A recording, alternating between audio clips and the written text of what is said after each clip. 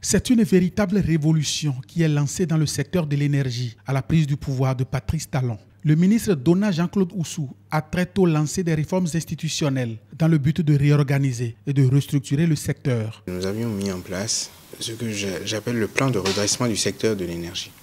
Et ce PRSE s'est traduit par une feuille de route avec des actions court, moyen et long terme. L'action court terme, c'était de tout faire pour qu'avant fin 2016, nos concitoyens puissent faire les fêtes de fin d'année avec la lumière. Ce qui fut fait, puisque cet objectif a été atteint grâce à la mobilisation générale qui s'en est suivie pour l'acquisition en forme de location de plus de 150 MW. Mais en même temps, nous avons lancé des actions à moyen et long terme, dont des réformes très importantes.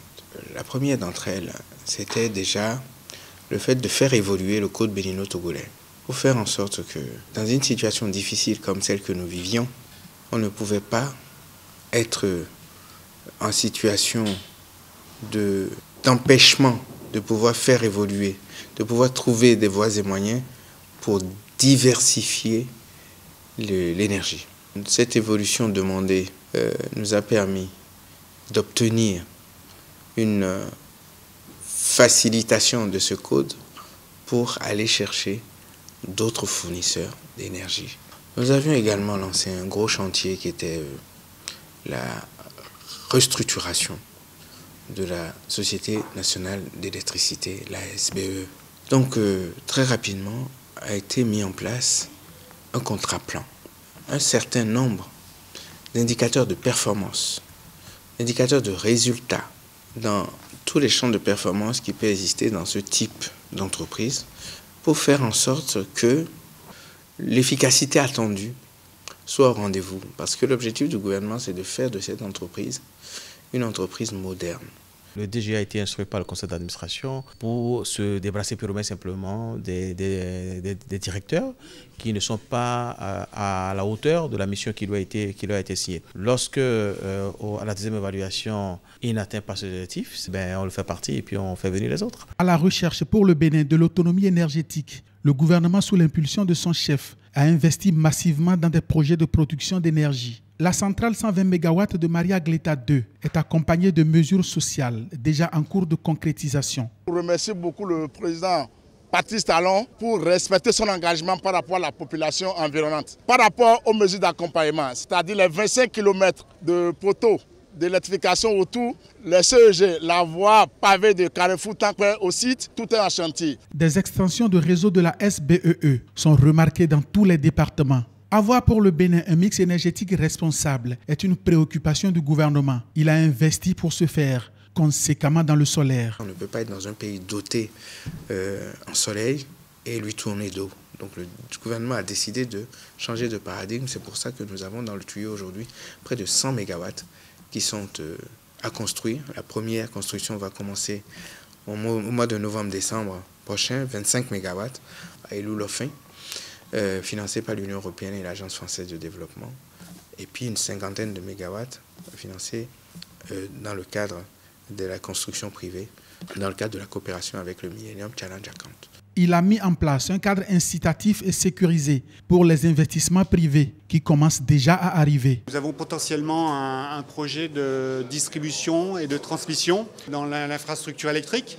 Nous apportons notre savoir-faire et en plus, nous avons la capacité d'apporter des financements très intéressants pour le Bénin. L'électrification rurale, le parent pauvre du secteur, a connu une attention particulière ces 3 dernières années. Il y a un décret qui a été pris, non pas sans mal, pour clarifier dorénavant le cadre réglementaire de l'électrification au réseau et qui permet aujourd'hui de rendre attractif d'une part, mais aussi rassurant d'autre part, le développement des investissements dans le secteur en matière d'électrification rurale. Et des projets sont en cours en matière d'électrification rurale. Nous avons prévu un volet branchement social, branchement promotionnel. 5000 ménages pourront également bénéficier des branchements promotionnels à coût très réduit. 700 localités seront raccordées au réseau électrique de la SBE. Grâce à autant d'attention accordée au secteur de l'énergie, Le Bénin est en position d'être le carrefour dans la sous-région, dans le domaine de l'énergie tout court. Le pays a abrité ainsi des sommets de décideurs, de constructeurs, d'investisseurs et autres acteurs venus de la sous-région. En plus d'être la capitale du système d'échange de l'énergie électrique de l'Afrique de l'Ouest, nous avons organisé le sommet international pour le développement de l'électricité en Afrique. Pour qu'ensemble, on regarde comment améliorer ou accélérer la dynamique. Mais en même temps, nous avions eu la chance d'accueillir une quarantaine de pays, le club d'électrification rurale, pour organiser leur assemblée générale annuelle et leur comité annuel ici à Cotonou. Et c'est dans cette même dynamique que cette année, nous avons lancé la semaine de l'énergie électrique pour donner l'opportunité à la population, aux Béninoises et aux Béninois, pour apprécier tout le travail qui a été effectué par ce gouvernement dans ce secteur pendant ces 3 dernières années, avec les résultats obtenus et comment nous les avons obtenus. Vu le cadre institutionnel mis en place au Bénin, des investisseurs affluent de par le monde entier pour investir dans le secteur, que ce soit dans la production, le transport ou la distribution. J'avoue que je n'ai jamais vu pareil. Je travaille beaucoup en Afrique, dans différents pays, mais c'est la première fois que je obtiens le visa, pas simplement sur le net, mais que ce soit confirmé si rapidement. Après 1 minute, j'ai eu le visa, après avoir mis l'information sur le site. Et donc, c'est très efficace. Et je crois que c'est un signe de la modernisation en cours dans votre pays. Nous avons étudié justement la politique actuelle du gouvernement et il y a des opportunités ici. Le Bénin à grands pas fait son avancée inexorable vers l'autonomie énergétique. Avec le courant aujourd'hui, par rapport au temps passé, je crois qu'actuellement, ça nous permet de travailler. Ça va un peu parce qu'il y a des années, vraiment, il y avait le délaissage, des coupures partout, par-ci, par-là. Ça s'est amélioré à la maison comme à la boutique.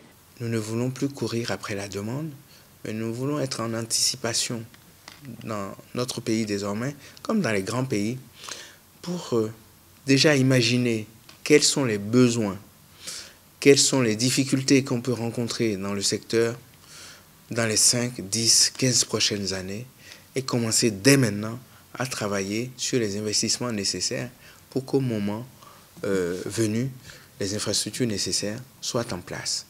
Pour le chef de l'État, Patrice Talon, c'est une question de souveraineté.